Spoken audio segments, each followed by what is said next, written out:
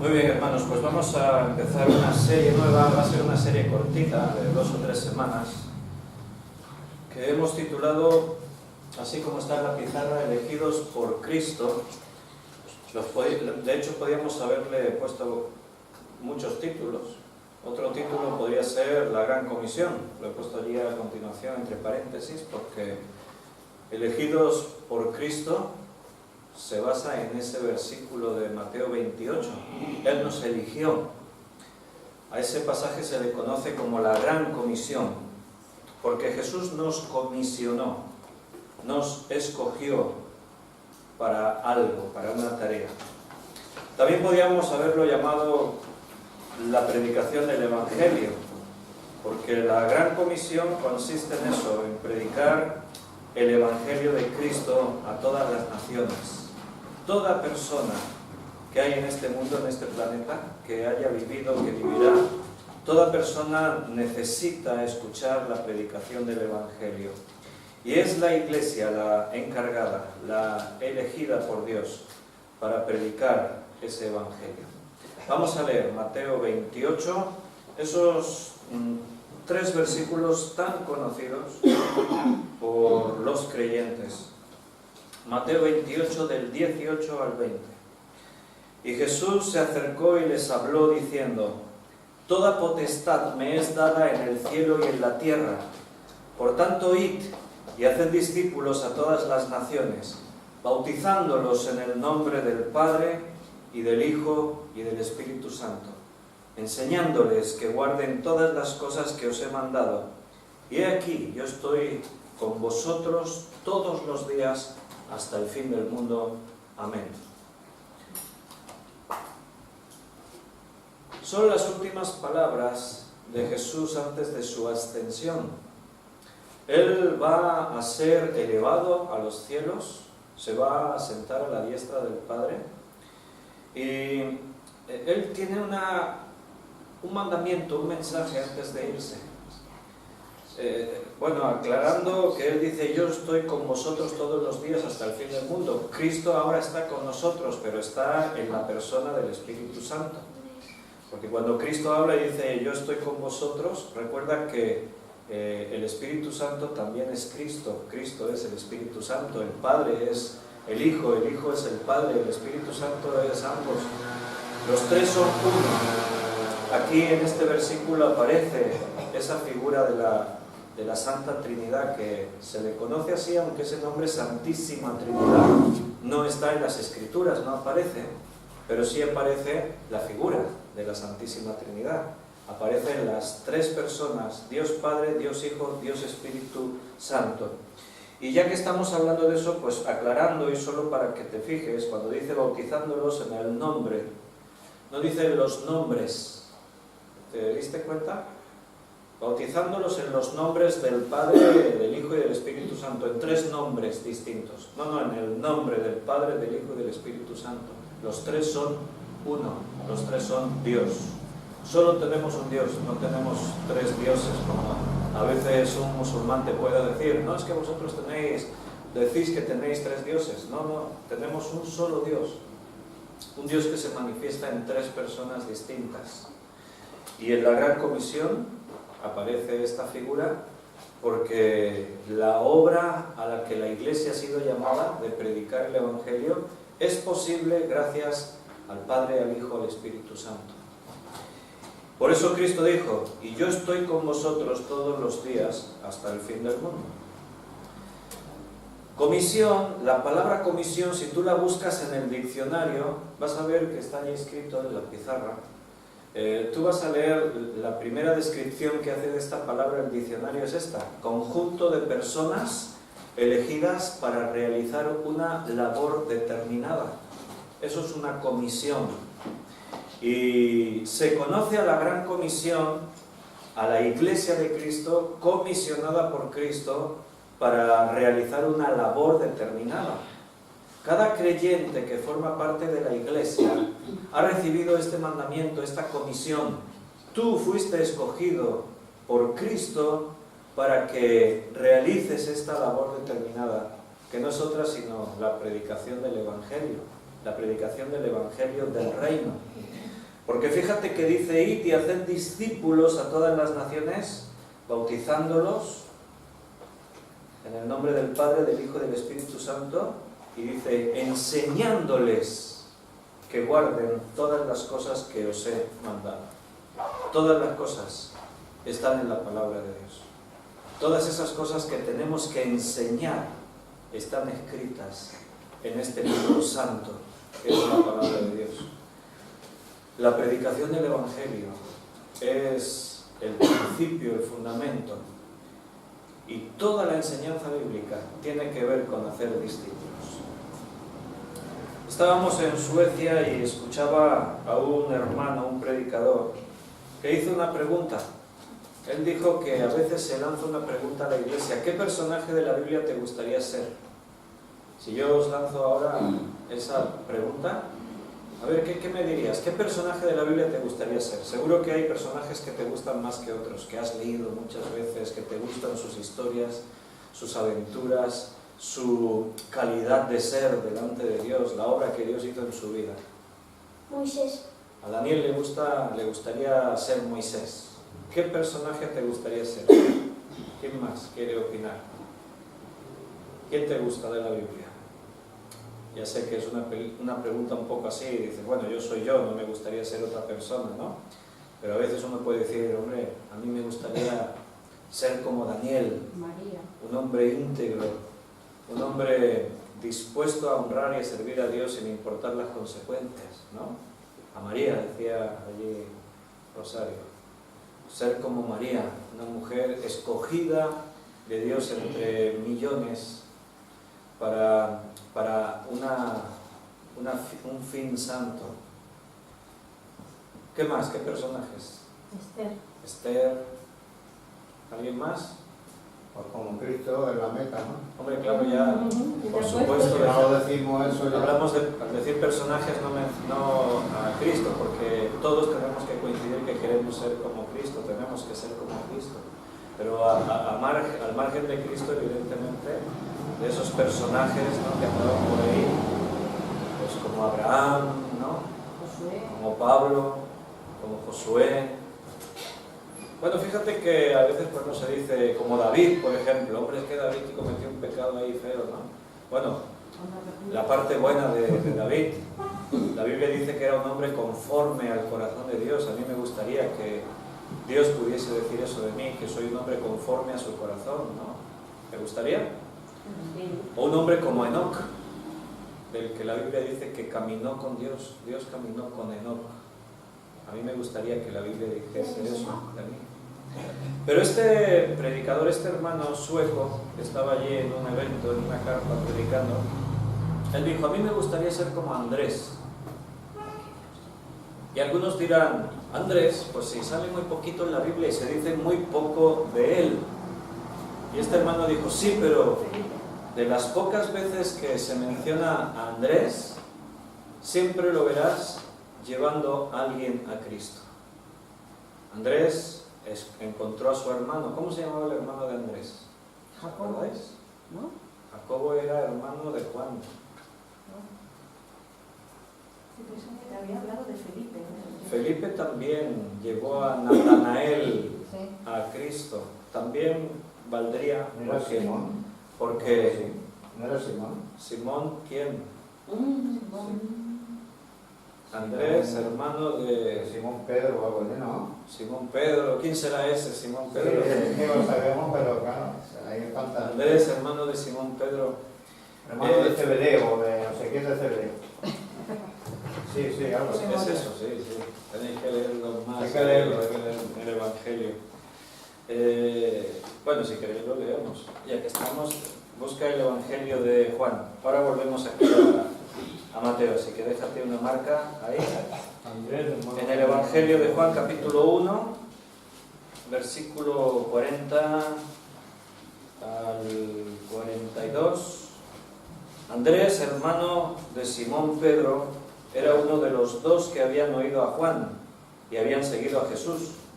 Este halló primero a su hermano Simón y le dijo: hemos hallado al Mesías, que traducido es el Cristo, y le trajo a Jesús. Y mirándole Jesús le dijo: tú eres Simón, Pero esa es la frase, y le trajo a Jesús. No iba yo muy encaminado. No, era Simón. Andrés, hablando de Simón, Pedro. Pero lo decíais como que, ¿quién era ese Simón? Sí, porque Pedro. hermano, ¿El Pedro? No, El apóstol. Esa es la frase, y le trajo a Jesús. Sale muy poco en la escritura Andrés, como también podríamos decir Felipe. El de Felipe también se habla de que trajo a Natanael. Me gustaría ser como Andrés, dijo aquel hermano, pero si casi nada la Biblia dice de él. Sí, pero cuando lo menciona la Biblia, lo menciona diciendo que éste trajo a personas a Cristo. Ese tiene que ser nuestro objetivo en esta vida, llevar personas a Jesús. Si tú tienes otro objetivo, pues me alegro por ti, felicidades. Pero tu mayor objetivo, si realmente quieres estar en el centro de la voluntad de Dios, si realmente has entendido lo que significa seguir a Cristo, si has entendido lo que significa ser iglesia, tu mayor objetivo debería ser este, llevar personas a Jesús. Para eso estamos aquí, en este mundo. La Biblia dice que tú y yo somos luz y sal. Luz que muestra a las naciones que Cristo está en nosotros. Sal para dar el sabor que el mundo necesita. Para dar esa propiedad de la sal, de hacer que una cosa, un alimento permanezca, perdure. Tú y yo hemos sido escogidos de parte de Cristo para que seamos sus testigos, para que hablemos de Él a las naciones. Eso es lo que está diciendo ahí, volviendo a Mateo 28, la gran comisión. Por tanto, id y haced discípulos a todas las naciones. Esas fueron sus últimas palabras antes de ascender. Tú entiendes que generalmente las últimas palabras de una persona suelen ser palabras importantes. Sea que una persona está muriéndose, ¿no? Imagínate que alguien está ahí en el lecho de muerte y dice, quiero decir algo, mis últimas palabras. Todos van a poner máxima atención. Y más si es una persona rica, ¿no? Y a ver si dice algo de la herencia. Todos van a poner ahí atención. Quiero decir mis últimas palabras antes de morir. Normalmente cuando uno va a decir sus últimas palabras, las selecciona bien. No tendría sentido que estoy a punto de morirme y os voy a decir las últimas palabras, ¿no? Y que digas cualquier tontería. Como había por ahí un chiste que dijo, no os dejéis la luz encendida de la habitación, o algo así, porque no era algo así. Era muy tacaño, se estaba muriendo y su preocupación era que apagase la luz, que se había dejado la luz del pasillo encendida. Si tienes algo que decir y es lo último que dirás, dirás lo más importante que se te ocurra, lo que tú creas que es lo más vital, lo más importante. Cuando un padre está en el lecho de muerte y tiene que decirle sus últimas palabras a un hijo, siempre van a ser palabras trascendentes. No le va a decir cualquier tontería, le va a decir, hijo, y le va a decir algo importante. Cuando una persona tiene que partir y se está despidiendo de un ser querido, y es la última palabra que le dirá, no le va a decir cualquier banalidad. Le va a decir, recuerda que te amo muchísimo, siempre pensaré en ti, me acordaré de ti todos los días. Cosas así, ¿verdad? Bueno, pues Jesús estaba por ser alzado a los cielos. Él les había dicho a sus discípulos tiempo atrás, es necesario que yo me vaya, pero no os dejaré huérfanos. He rogado al Padre para que envíe al Espíritu Santo, el cual estará con vosotros, el cual os enseñará todas las cosas, Él os guiará toda la verdad. Por eso ahora hemos dicho que se cumple la promesa, yo estoy con vosotros todos los días hasta el fin del mundo. Cristo iba a estar, Él está con nosotros los creyentes a través de la persona del Espíritu Santo. Pero Él como persona, como Cristo, como el Mesías, Él va a partir y va a ir con el Padre. Y Él les quiere dejar las últimas palabras, y son las más importantes. Lo que cada creyente tenía que escuchar. Y fíjate que no les dijo, el último mandamiento que quiero que se les quede en la mente. La última gran cosa que yo tengo que decir, mis últimas palabras. Fíjate que no dijo, y quiero que me alaben mucho. No dijo, y hagan muchas actividades en la iglesia. No dijo, siempre busquen realizar grandes milagros. No dijo nada de esto, ¿verdad? Él les dijo algo: id y haced discípulos a todas las naciones, enseñándoles que guarden estas cosas. Esa es la gran comisión para cada creyente. Lo otro no lo dejamos de hacer. Alabamos a Dios, hacemos actividades. Y si Dios quiere hacer milagros, los hará en la iglesia. Pero no es nuestro principal objetivo.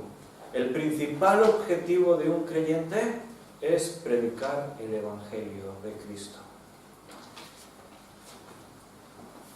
Fíjate que nos envió a hacer discípulos a todas las naciones.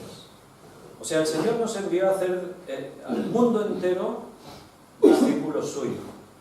En la versión Dios habla hoy, dice: id a las gentes de todas las naciones y hacedlas discípulos.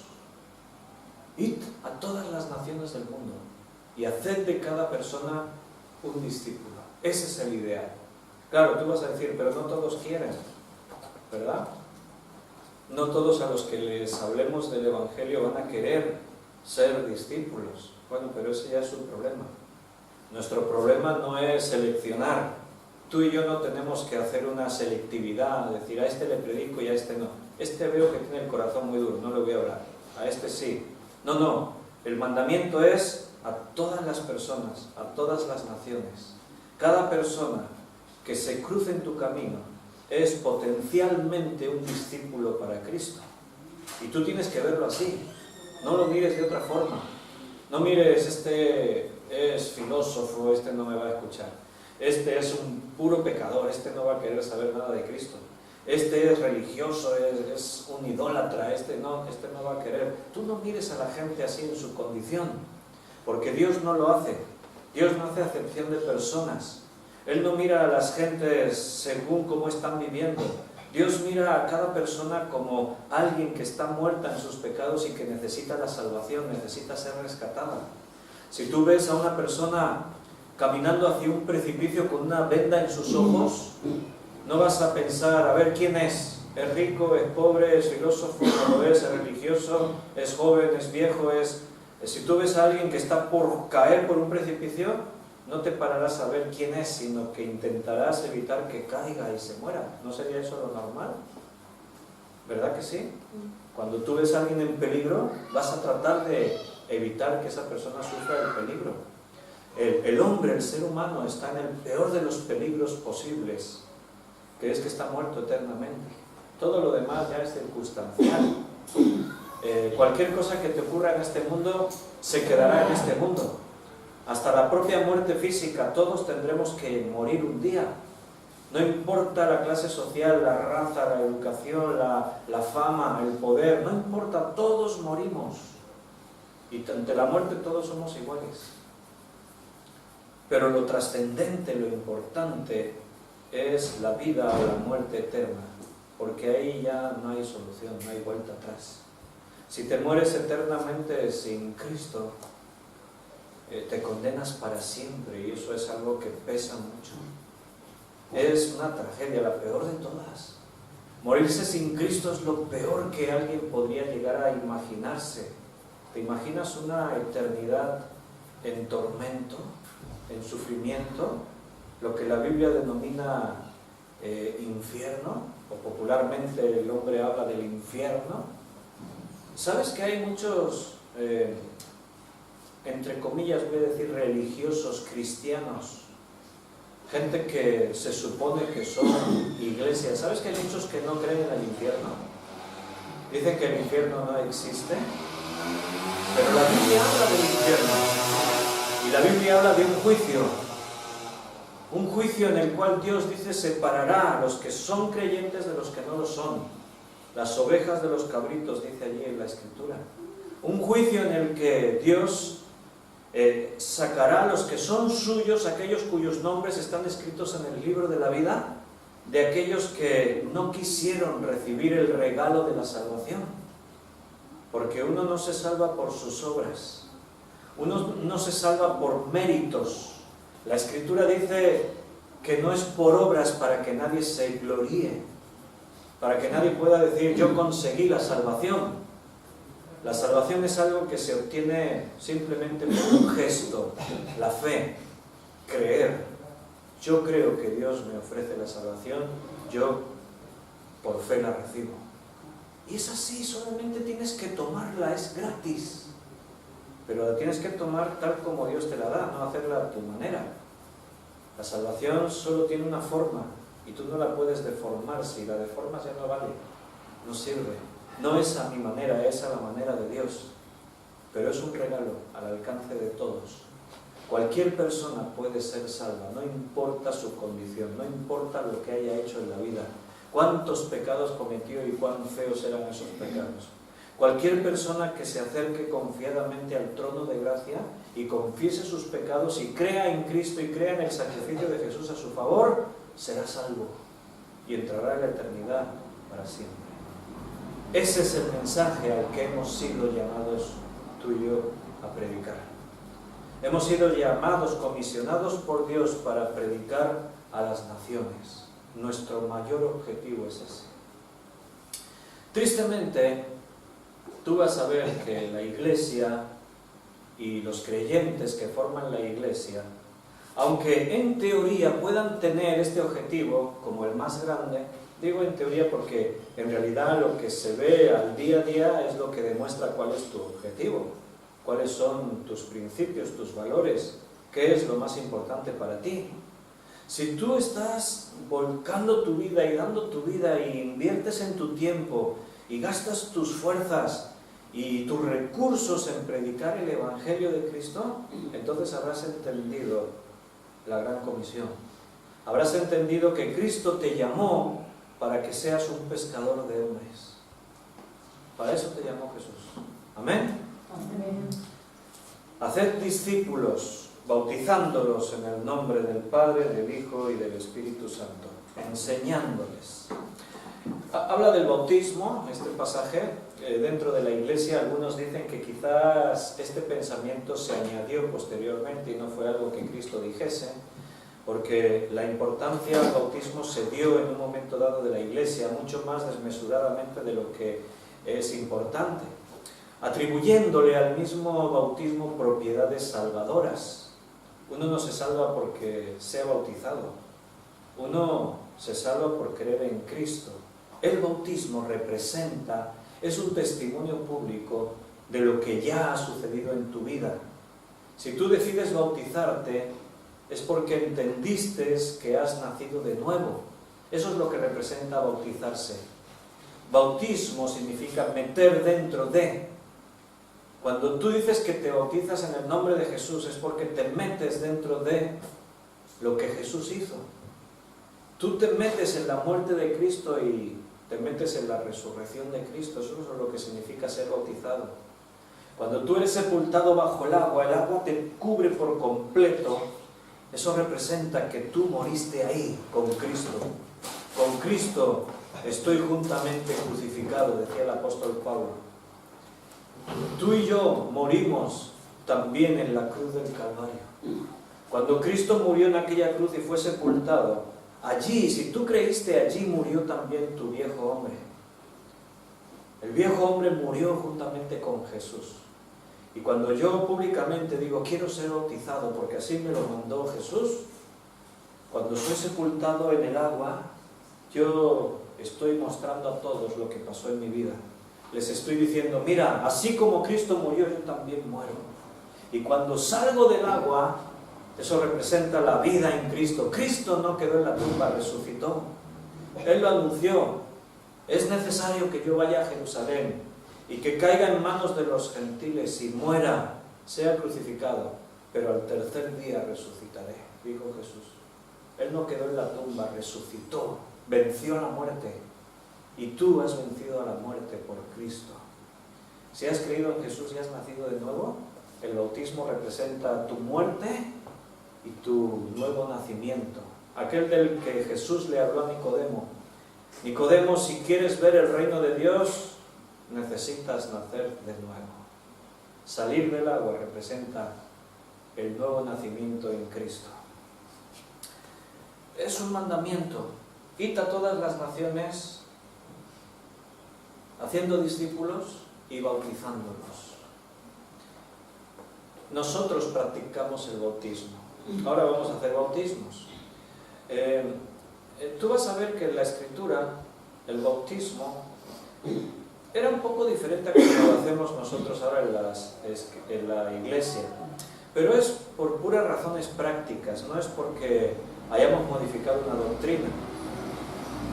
Nosotros esperamos un tiempo y cuando hay varias personas que quieren bautizarse y ya esa persona pues vemos que está en la iglesia integrada y que realmente se ven los frutos del nuevo nacimiento, entonces esa persona decide bautizarse, la iglesia convoca bautismos y se junta un grupo de gente y bautizamos y se bautiza un grupo de personas. Tú vas a ver ahí en los Hechos de los Apóstoles, por ejemplo, un día andaba allí Felipe hablándole a un etíope que iba leyendo el libro de Isaías y Felipe le explicó lo que significaba lo que él iba leyendo acerca de Cristo, del Mesías. Y cuando aquel hombre entendió el mensaje del Evangelio, dijo, creo, y creyó en Cristo, y fue limpiado de sus pecados. Entonces, Felipe también le había hablado del bautismo, y él dijo, ¿qué impide que yo sea ahora mismo bautizado? Y Felipe le dijo, nada, si crees que Jesús es el Señor y que Dios lo levantó de los muertos, puedes bautizarte. Y dice que había allí agua, y bajaron, y aquel hombre fue bautizado. Allí instantáneamente, en el mismo instante. ¿Podría hacerse así en la iglesia hoy? Sí, claro. Ningún problema. Solo necesitas dos cosas. Que la persona haya escuchado el Evangelio y lo entienda y crea en él, por lo tanto haya confesado, haya dicho, sí, me arrepiento de mis pecados, creo en Jesús como mi Salvador. Y otra condición, ¿cuál es la otra? Para ser bautizado, ¿qué hace falta? Agua. Si no hay agua, ¿cómo lo bautizamos? Bueno, eres necesario que haya creído de nuevo, haya nacido de nuevo, perdón, y es necesario que haya agua. Allí en Hechos lo dicen. Y allí había agua y bajaron, descendieron y fue bautizado aquel etíope, aquel hombre. Entonces, nos bautizamos porque es un mandamiento del Señor. Lo digo porque podría ser que allí alguna iglesia diga, bueno, pues si uno no se salva bautizándose, ¿para qué bautizarnos? No hace falta. Y hay iglesias pues que dejaron de practicar el bautismo. Hay iglesias pues que ya no participan de la Santa Cena. Hay iglesias que dejaron de hacer algunas cosas que fueron instituidas por Jesús. Pero si Cristo mandó que las hiciésemos, no cuestiones si debemos hacerlas o no, simplemente hazlas. Oh, es que se pasaron de moda, es que no sirven para nada. Perdona, sí sirven. Si Cristo dijo, y la Biblia lo enseña, sirven para algo. Cuando tú te bautizas, estás dando testimonio público de lo que pasó en tu vida. Si una persona no creyó de verdad en su corazón, a lo mejor no quiere bautizarse. Porque bautizarte significa públicamente decir, mira lo que pasó en mi vida. Y si a uno le da vergüenza, quizás es que no nació de nuevo. Si uno menosprecia ese testimonio y dice, no hace falta, quizás es que no nació de nuevo. ¿Entiendes? O sea, si tú naciste de nuevo, no te importará bautizarte, al contrario, dirás, yo quiero bautizarme. Cuando entiendas que Cristo lo mandó. Es más, Él se bautizó. ¿Recuerdas que Cristo se bautizó? Y no era precisamente este bautismo, era otro tipo de bautismo, el que Juan practicaba en el desierto. Era bautismo de arrepentimiento, y Cristo no tenía necesidad de bautizarse, porque Él no tenía de qué arrepentirse. Es más, Juan lo sabía, y cuando Jesús se le acercó para ser bautizado, Juan casi que se escandalizó y le dijo, Señor, ¿tú vienes a mí para que yo te bautice? No, tú me tienes que bautizar a mí. O sea, Juan sí que se reconocía pecador. Y fíjate que Jesús dijo que no se había levantado un profeta igual que Juan. Pero eso no quiere decir que Juan como santo no pecó nunca. Así como algunas religiones enseñan, ¿no? Los santos, María, el culto, todo esto. Juan dijo, yo tengo que ser bautizado por ti. Yo soy pecador. Tengo de qué arrepentirme. Cristo no tenía de qué arrepentirse, pero Jesús dijo, no, es necesario que esto se haga así. No, bautízame, yo quiero bautizarme. Él dio ejemplo, dio testimonio. Él hizo como se tenía que hacer. ¿Era bueno que todo judío se bautizase? ¿Era bueno que toda persona se bautizase? Sí. Entonces Cristo dijo, pues yo me bautizo también. El bautismo es un mandamiento de Dios. Todo creyente en la iglesia que creyó y nació de nuevo debe bautizarse. Así como participar de símbolos como tomar el pan y del vino, de la copa. Claro, por razones, por costumbres, por razones prácticas, por una situación, quizás no se haga como en los tiempos de Jesús, igual que el bautismo, yo os decía. La Santa Cena perdió la esencia de lo que era en un principio el comer juntos como creyentes. Claro, quizás no es muy práctico que cada semana o cada cierto tiempo toda la iglesia se reúna para comer juntos. ¿Por qué no? Sería la pregunta, ¿no? Pues se podría hacer, pero por razones de la vida, cada uno está en sus cosas, familias, cuesta, decir vamos a juntarnos todos, tal. Pero recuerda que un ágape cristiano, esa comida de amor, era algo que Cristo instituyó. Y en esa comida partían el pan y recordaban, Cristo dijo, este es mi cuerpo partido por nosotros. Y en esa comida ellos pasaban la copa y al beber recordaban que Cristo tomó aquella noche de la última cena la copa y dijo, esta es mi sangre que se derrama por vosotros. Haced esto en memoria de mí, bebed de ella todos.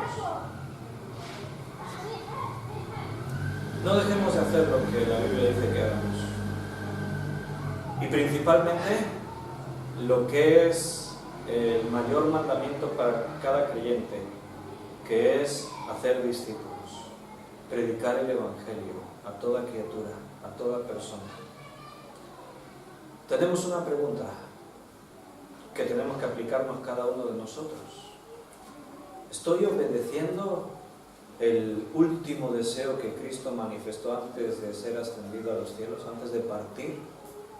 ¿Estoy haciendo lo que Cristo me ha mandado que haga? Míralo desde este punto de vista. Imagínate que hay un reino y hay un rey, y el rey tiene súbditos, y el rey llama a sus súbditos y les manda cosas, les ordena cosas. Imagínate que el rey va y le dice a uno de sus súbditos, mira, necesito que vayas y lleves un mensaje al castillo del duque. Y le da una carta. Tienes que llevar este mensaje hasta... O imagínate que le ordena. Tienes que ir y llevar este mensaje, esta carta. Tienes que llevarla al reino vecino, al país de al lado. ¿Ves?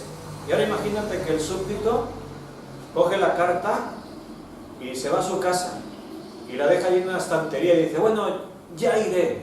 Oye, es que no me va bien, no tengo tiempo. Ya cuando yo crea, pues ya voy. Imagínate que se descuida y no lleva el mensaje. ¿Qué crees que ocurriría? ¿Has visto películas de reyes? Yo que sé, de la Edad Media, los reyes católicos. ¿Te saben nombres de reyes? Carlos V, Felipe II, el rey Juan Carlos. Bueno, ese ya no manda tanto. Ese ya abdicó. Ahora el hijo, Felipe. Isabel. El rey Felipe, pues ese... Pero tampoco mandan tantos, ya la monarquía... Yo te hablo de los tiempos donde los reyes eran soberanos. Y ellos decidían y no había palabra contra el rey. Imagínate que manda un súbdito y el súbdito no lo obedece. ¿Qué crees que ocurriría? Y es un mensaje importante, ¿eh? No es, ves y dile y cuéntale un chiste allí al otro rey. No, ves, llévale este mensaje, es de vital importancia para la guerra. De este mensaje depende la vida o la muerte de personas.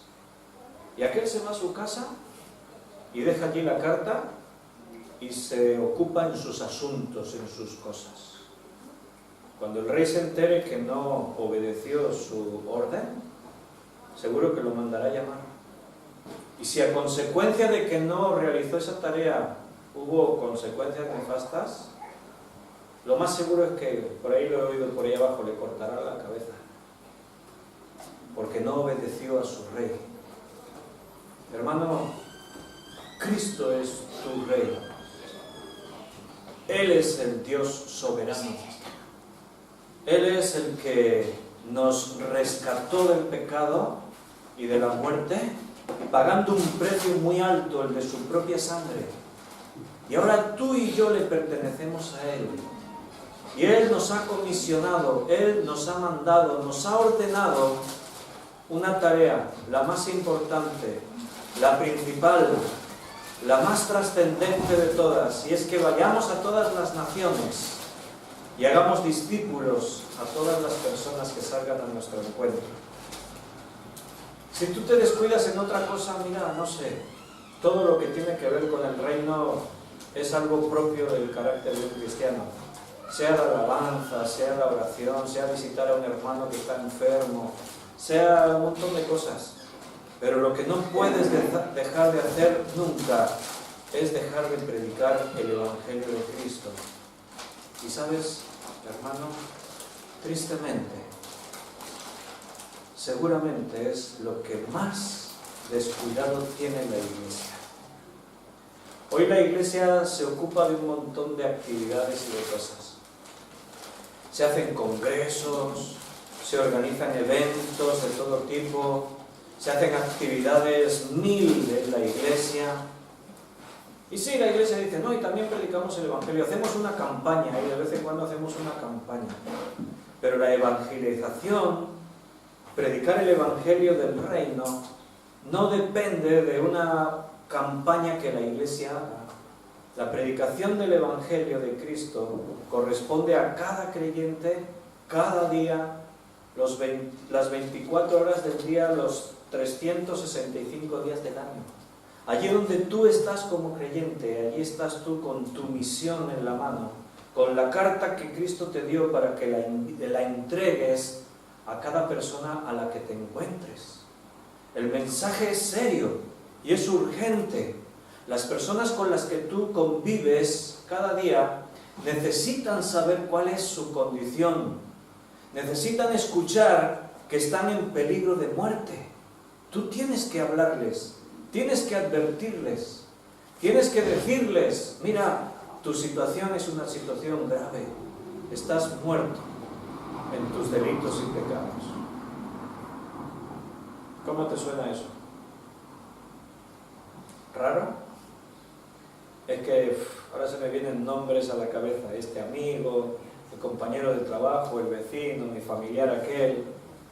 Ahora voy yo mañana y le digo a este, tu situación es muy grave. Cuando le diga eso me va a mirar. Pero cuando le diga, estás muerto en tus delitos y pecados, no sé qué reacción va a tener, pero eso va a ser, habrá que grabarlo. Eso va a ser digno de grabarlo porque me espero lo peor, la peor reacción que pueda tener. Ese es su problema, hermano. Tu problema es decírselo. Y después el que haga lo que quiera. A lo mejor te sorprenderías que muchos de los que tú dirías, este no va a creer nunca en su vida, quizás te sorprendas de que sea uno de los primeros que crea. No está en ti decidir quién se salvará y quién se condenará.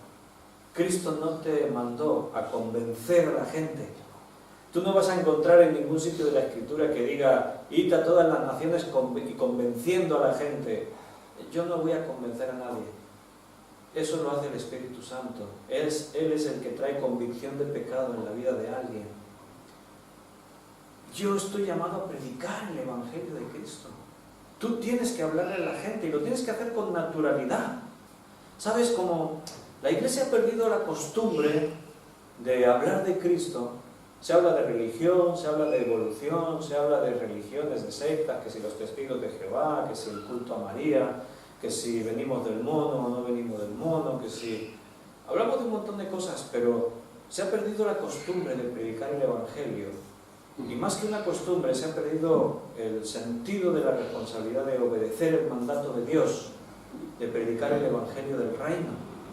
Y tenemos que recuperar esa responsabilidad de obedecer ese mandamiento, porque es el principal objetivo de la Iglesia. La Iglesia perdió su identidad si no está cada día peleando para anunciar el Evangelio de Cristo a las naciones. Si tú no estás cada día tratando de hablarles de Jesús a esas personas que conoces, hemos perdido la esencia de lo que significa ser creyentes y estamos desobedeciendo el mandato de nuestro Rey. Nuestro Rey nos ha mandado algo y no lo estamos haciendo, y eso implica algo muy serio. Eso tiene unas consecuencias serias. Que el Rey me mandó a hacer algo y yo miro para otra parte y no lo hago. ¿Cómo se puede entender eso? No puede entenderse.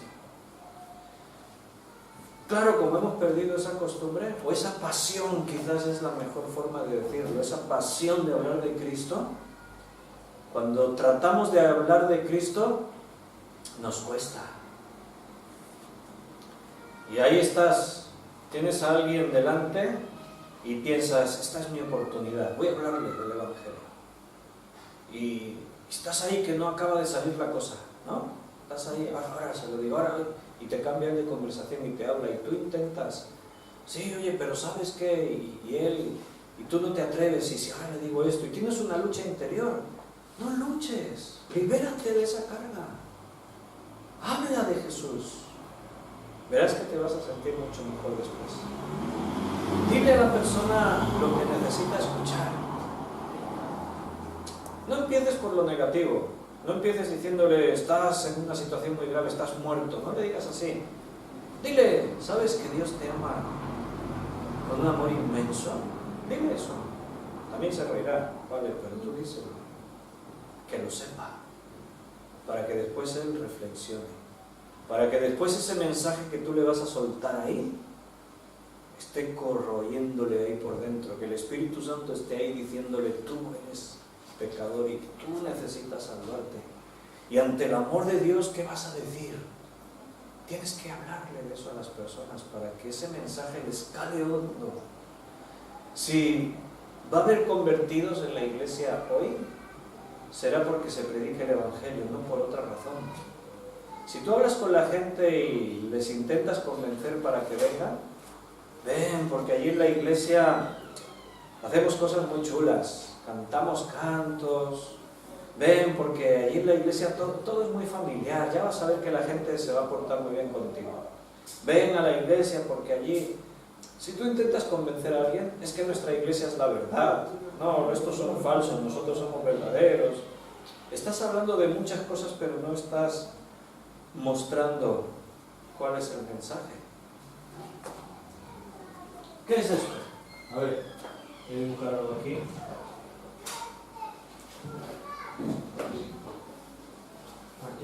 Un indicador. ¿Qué es eso? Una flecha indicando. Un indicador. Un martillo, ha dicho alguien por ahí. El Jonathan. Una señal, como las que tú ves de tráfico, ¿vale? Voy a hacerla un poquito más así para que se parezca. Parece más un mazo como martillo, pero bueno, ¿Se parece más a una señal de tráfico ahora? un indicador. Un indicador, una señal, ¿vale? ¿Qué te dice esa señal? ¿Qué te está diciendo? Por ahí, ¿a dónde? Te indica, te señala un camino. O el lugar. ¿A dónde tienes que ir? ¿Qué te está diciendo esa señal? Que vayas allá. Por donde se va a un sitio. ¿Pero qué sitio? Yo no veo nada. El lado que señala. Yo sí voy por la carretera, o imagínate que a mí me gusta ir por la montaña y ahora en las montañas hay señales, hay indicadores, flechas, y yo voy por la montaña y llego a un sitio, a un prado verde y me encuentro eso. Y digo, ¿y ahora que me voy para allá? ¿A dónde? ¿Hasta dónde? No me está diciendo nada esa señal, sí, me está señalando una dirección. Pero no me está diciendo nada. ¿Por qué? Porque no tiene nada escrito. Ahora, si yo escribo aquí dentro, por ejemplo, un nombre y pongo Valls, y además, yo que sé, pongo un 5, ¿qué me está diciendo ahora esa señal? 5 kilómetros está Valls. Que en este cruce, si yo voy para allá, llegaré a Valls y me faltan 5 kilómetros para llegar. Eso es una señal de tráfico que te está hablando, te está diciendo algo. Pero si yo quito la información, la señal en sí misma no es nada. Tú eres una señal. Y lo importante no es la señal. Lo importante es lo que la señal dice. Eso es lo importante.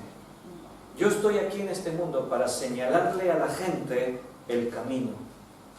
Para decirle a las personas, Cristo es el camino, la verdad y la vida. Y nadie va al Padre si no es por Él. ¿Sabes lo que ocurre? Que en la iglesia de pronto lo más importante son las señales. De pronto el pastor, el predicador, el creyente, él es el importante. No, lo importante es el contenido. Es lo que tú señalas. Eso es lo importante. Cuando tú muestras hacia dónde tiene que ir la persona, eso es lo importante. Tu mensaje es lo importante y tu mensaje es el Evangelio del Reino. Hemos sido llamados por Cristo a presentar el mensaje del Evangelio del Reino a todas las naciones. Id y haced discípulos a todas las naciones, a todas las gentes de todas las naciones de la tierra. No hay un llamado más grande para un ser humano. A ti te pueden llamar para que representes a la Casa Real, imagínate que Leo Messi te escoge para que seas su representante. Dice, no, que están procesando, vale, me he equivocado de ejemplo. Imagínate que alguien rico, poderoso, famoso, te contrata para que seas su representante. Imagínate que vas a servir en una empresa, en una multinacional de el mayor prestigio que te puedas imaginar. Nada de eso se puede comparar a el privilegio de poder representar a Cristo en esta tierra, porque Él es el Rey de Reyes y Señor de Señores, y su reino es lo más grande que se puede imaginar nadie jamás. No hay empresa más grande, no hay poder más grande, no hay obra más trascendente. El reino de los cielos es lo más tremendo que nadie se puede imaginar y que se va a extender por toda la eternidad. Es algo que no tiene fin y tú eres el representante en esta tierra. Dios te llamó para que tú señales a las personas el camino. Y recuerda, Cristo está con nosotros, yo estoy con vosotros todos los días hasta el fin del mundo. ¿Sabes cuántas veces aparece la palabra evangelio en la Biblia? Creo que allí como 115 veces aparece la palabra evangelio en la Biblia. ¿Sabes lo que significa evangelio, verdad? Buenas nuevas, buenas noticias. La predicación del evangelio, fíjate que no es un mensaje negativo, no es una mala noticia. Cuando tú vas y le dices a alguien, estás muerto en tus pecados, esa no es la noticia, porque eso ya estaba. Esa noticia ya estaba, ya existía. La noticia no es que tú estés muerto, eso ya era un hecho. Tú ya estabas muerto. Te lo diga yo o no te lo diga, estás muerto en tus pecados. La buena noticia es que no tienes por qué seguir muerto. Cristo te ofrece la vida y es gratuita. No tienes que pagar nada, solamente tienes que recibirlo. Qué buena noticia, ¿no? Imagínate que la noticia fuera, puedes salvarte, pero tienes que pagar 5 millones de euros. Eso no sería una buena noticia, por lo menos para mí no. Si es un tipo que le sobran los millones, igual para él sí es una buena noticia, aunque le duele desprenderse del dinero. Seguiría siendo una mala noticia, que tengo que pagar 5 millones. ¡Qué mala noticia! Una buena noticia es esa. Puedes ser salvo gratuitamente, así cual es tu condición, seas rico, seas pobre, seas más listo, seas menos listo, no importa. Tú puedes ser salvo en este mismo instante. Puedes recibir el don de la salvación, la vida eterna. Mira, siempre al hombre le ha preocupado el poder vivir más tiempo, más años. De hecho, hasta el día de hoy, la ciencia, uno de sus fines, una de las finalidades de la ciencia es poder alargar la vida del hombre y la calidad de esa vida. Y de hecho, pues se ha avanzado. Ha habido épocas en la historia del hombre, no hace muchos años, 500 años atrás, La esperanza de vida de un hombre pues no iba mucho más allá de los 40 años. Era una edad promedio en la que la gente solía ir muriendo. Hoy en día la esperanza de vida de un hombre está cerca de los 80, según las estadísticas. Casi que hemos doblado, casi no hemos doblado la esperanza de vida en unos 500 años para acá. Y el hombre lucha y se esfuerza y vive para vencer la enfermedad, para conseguir alargar la esperanza de vivir, para que la vejez se pueda todavía prolongar un poco más, pero hay una sentencia bíblica. Dios sentenció que el hombre moriría. ¿Por qué? Porque el hombre ha pecado. Y el hombre no puede vivir para siempre con el pecado. Para vivir para siempre hay que estar limpios de pecado y solamente Cristo nos puede limpiar. Entonces, Dios sacó al hombre del Edén para que no comiese del árbol de la vida y viviese para siempre con el pecado, porque si no el pecado existiría ya para siempre. Eso sería una tragedia, que tuviésemos que enfrentar una eternidad maldita por el pecado, sería algo trágico. Pero Dios tiene un plan, hacer cielos nuevos y tierra nueva donde no exista el más leve vestigio del mal. El pecado ya no existirá, la maldad no habrá muerte, no habrá sufrimiento, no habrá dolor. Dice en Apocalipsis 21 que Dios enjugará las lágrimas de todos ellos y que Cristo mismo será la luz, será sanidad a las naciones. El hombre quiere alargar su vida, la eterna juventud, ser inmortal, y no se da cuenta que lo tiene delante de él, está al alcance de su mano. Cualquiera puede. Cristo dijo: cualquiera que quiera, venga a mí y tome del agua de la vida gratuitamente. Cualquiera que quiera puede ser salvo, solamente tiene que recibir el don de Dios. La palabra evangelio significa buenas noticias. Tú puedes ser salvo, no importa cuál sea tu condición, no importa dónde te encuentres, cuántos pecados cometiste. Si estás realmente hundido en la vida y te sientes ya desahuciado, no importa cómo estás. La buena noticia es que Dios te ama y quiere darte una vida nueva. Unas 115 veces aparece la palabra evangelio. ¿Sabes cuántas veces menciona Pablo la palabra salvación en sus cartas? 72 veces. De 115 veces que aparece la palabra evangelio en la Biblia, casi todas son en el Nuevo Testamento, casi todas. 72 veces de esas 115 es Pablo quien usa la palabra evangelio. ¿Sabes por qué? Porque Pablo entendió bien cuál era su misión en esta tierra. Él dijo: ya no vivo yo, mas Cristo vive en mí.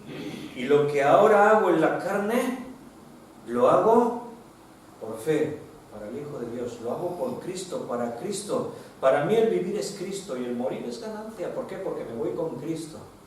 Pablo lo tenía muy claro. Estoy aquí en este mundo con una sola misión, con un solo propósito: hablar de mi Maestro, hablar de Jesús. Ojalá nos contagiásemos de ese entusiasmo. Ojalá pudiésemos sentir tanta pasión por Cristo como Pablo sentía. Por eso él decía: sed imitadores de mí, así como yo lo soy de Cristo. A Pablo se le podía imitar porque su pasión en la vida era hablar de Jesús.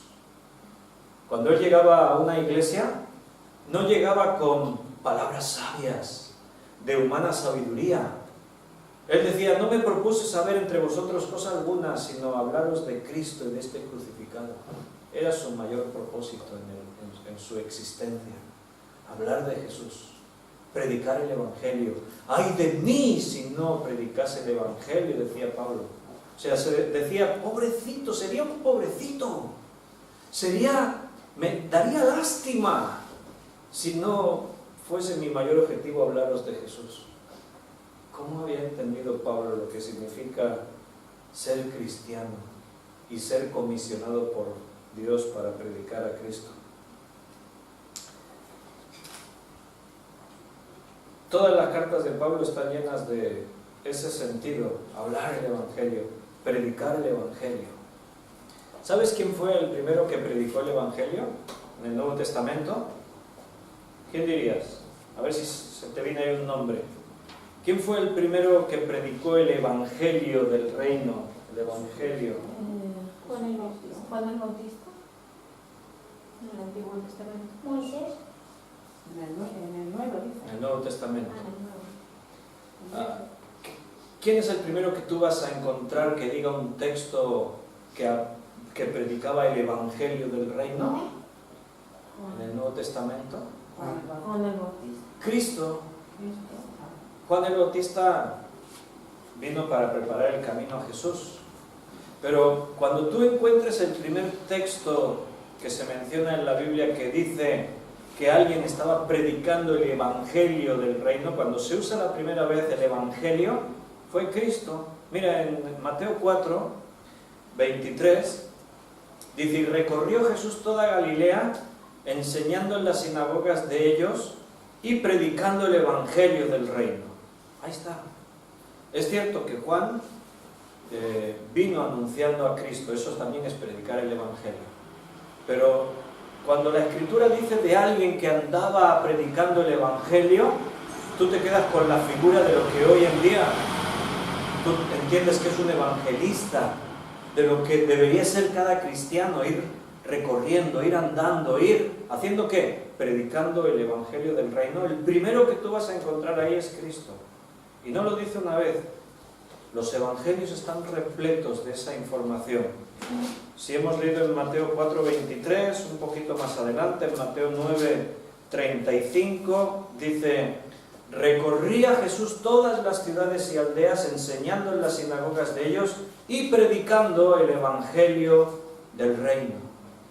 Si tú miras en Marcos, por ejemplo, otro evangelio, Marcos capítulo 1, versículo 15, decía Cristo hablando, dice estas palabras: el tiempo se ha cumplido y el reino de Dios se ha acercado. Arrepentíos y creed en el Evangelio. Así decía Jesús. Arrepentíos y creed en el Evangelio. ¿Crees que los primeros cristianos entendieron la gran comisión? ¿Crees que la iglesia de los Hechos de los Apóstoles entendió que el mandamiento de Cristo, la voluntad de Dios para ellos, era que ellos fuesen recorriendo todas las naciones, predicando y haciendo discípulos? ¿Crees que lo entendieron? Sí, lo entendieron. Si hacemos un repaso del libro de los Hechos, por mencionar unos poquitos textos que yo anoté ya en la pizarra, por poner un pequeño ejemplo, porque todo el libro de Hechos es ese mensaje, la predicación del Evangelio. Mira, en Hechos 8:4, pero los que fueron esparcidos iban por todas partes tratando de rehacer sus vidas, tratando de ocultarse para que no los mataran. ¿Dice eso? Dice que los que fueron esparcidos iban por todas partes anunciando el Evangelio, las buenas noticias. Si tú tienes un hogar, tienes una casa, tienes un trabajo, tienes una familia, y de pronto, porque eres cristiano, te amenazan de muerte y tienes que huir, ¿qué es lo más normal? Pues que intentes pasar desapercibido. Voy huyendo, intento salvar la vida, intento proteger a mi familia. ¿Dónde vamos? Voy a buscar a ver dónde podemos reiniciar, rehacer nuestra vida, dónde puedo volver a encontrar un trabajo, dónde podemos volver a tener un hogar. No era ese el propósito de ellos. Y los que fueron esparcidos iban por todas partes anunciando el Evangelio del reino. Mira un poquito más adelante, el versículo 12. Pero cuando creyeron a Felipe, que anunciaba el Evangelio del reino de Dios, y en el nombre de Jesucristo se bautizaban hombres y mujeres. ¿Qué estaba haciendo Felipe? Predicando el Evangelio del reino de Dios y el nombre de Jesucristo. Mira un poquito más adelante, el versículo 25. Y ellos, habiendo testificado y hablado la palabra de Dios, se volvieron a Jerusalén, y en muchas poblaciones de los samaritanos anunciaron el Evangelio. Mira el versículo 35. Entonces Felipe, abriendo su boca y comenzando desde esta escritura, le anunció el Evangelio de Jesús. Mira el versículo 40. Pero Felipe se encontró en Azoto y pasando anunciaba el Evangelio en todas las ciudades hasta que llegó a Cesarea. ¿Qué hacía esta gente? ¿De qué hablaban? Predicaban el Evangelio. Mira en el capítulo 11, por saltar ahí un poquito y ver otro ejemplo en otras personas ahí, pero también dentro del libro de los Hechos. Hechos 11, 20. Pero había entre ellos unos varones de Chipre y de Cirene, los cuales cuando entraron en Antioquía hablaron también a los griegos, anunciando el Evangelio del Señor Jesús. Mira en el capítulo 13, versículo 32. Y nosotros también os anunciamos el Evangelio de aquella promesa hecha a nuestros padres. ¿Desde 32 por el 22 ahí? El 13, 32. Está mal, corrigiendo, 13, 32. El Evangelio. Hablaban el Evangelio, predicaban el Evangelio, enseñaban el Evangelio del reino de Dios, el Evangelio del Señor Jesucristo, el Evangelio para salvación, las buenas noticias. De esas 115 veces que se menciona la palabra Evangelio, 72 las cita Pablo en sus cartas y otras 15 aparecen en el libro de los Hechos. 15 veces se menciona en el libro de Hechos la palabra Evangelio. Ese es el corazón de la primera iglesia. Ese debería ser el corazón de la iglesia de Cristo hoy. Cuando la iglesia de Cristo está ocupada en hacer otras cosas, han perdido su identidad, han perdido su esencia. Y la iglesia, en algunos casos, incluso está muerta. Tiene nombre de que vive, pero es una pura organización de gente religiosa, que tienen como excusa la Biblia, el nombre de Cristo, y en torno a eso hacen un montón de actividades. Conciertos en los que se exalta al cantante y la gente se emociona y siente bien y buscan ir a ese concierto para pasarlo bien, actividades para jóvenes, eventos de todo tipo. ¿Has participado en algún evento últimamente? ¿Has ido a algún encuentro, sea de jóvenes? ¿Fuiste a algún concierto? ¿Tuviste algún viaje, alguna actividad, alguna cosa con alguien? ¿Organizó tu iglesia algo? La pregunta sería, ¿el centro de lo que se hizo era la predicación del Evangelio? Si tu respuesta es no, era otra cosa, se perdió la identidad, la esencia. Estamos aquí para anunciar las buenas noticias. Estamos aquí para predicar a Cristo, al Cristo resucitado. Aquel que murió en la cruz por nuestros pecados, pero que al tercer día resucitó para que en su victoria tú y yo también tengamos victoria y podamos tener vida. Hermanos, oremos para que la iglesia de Cristo vuelva a retomar su identidad. ¿Sabes? Cuando en la historia de la iglesia dejó de predicar el Evangelio, la iglesia sucumbió a las tinieblas. Cuando la iglesia volvió a la palabra de Dios y se volvió a predicar este libro, se volvió a predicar el mensaje de salvación, las buenas noticias, volvió a nacer la luz en medio de la oscuridad. Hermanos, luchemos para que el nombre de Cristo sea predicado a todas las naciones, porque de esa forma muchos se salvarán y porque de esa forma la iglesia seguirá en el camino, en el propósito a la que fue llamada. Vamos a terminar haciendo una oración. Padre, muchas gracias por hablarnos en esta noche, porque tu palabra tiene vida y nos habla, es dinámica, es poderosa, y no nos deja, Señor, así, sin que en nosotros se revuelva algo, Escuchamos tu palabra y en nuestro interior ocurren cosas. Porque esa palabra es como una espada de dos filos que penetra hasta partir el alma, discernir los pensamientos y el corazón. Y Señor, somos conscientes de que no estamos haciendo lo que tú nos has mandado. Que hablar una vez cada no sé cuántos meses, que hablar de Jesús así por casualidad o esporádicamente cada no sé cuánto tiempo, eso no es ser lo que debemos ser, no es hacer lo que tenemos que hacer. Somos conscientes que tú nos mandaste a hacer discípulos a todas las naciones y los discípulos no se hacen solos. Tenemos que predicar el Evangelio y tenemos que enseñarles todas las cosas. Danos la fuerza, Señor. Danos la pasión por las almas, pasión por Cristo, que hablemos como Pablo, bien orgullosos de tener un Señor tan grande como tú. Ayúdanos, Señor, a sentir el peso de la responsabilidad de la predicación y que cada miembro de tu iglesia sea ese testigo fiel que tú esperas que sea. Te doy gracias por mis hermanos que están aquí en esta noche.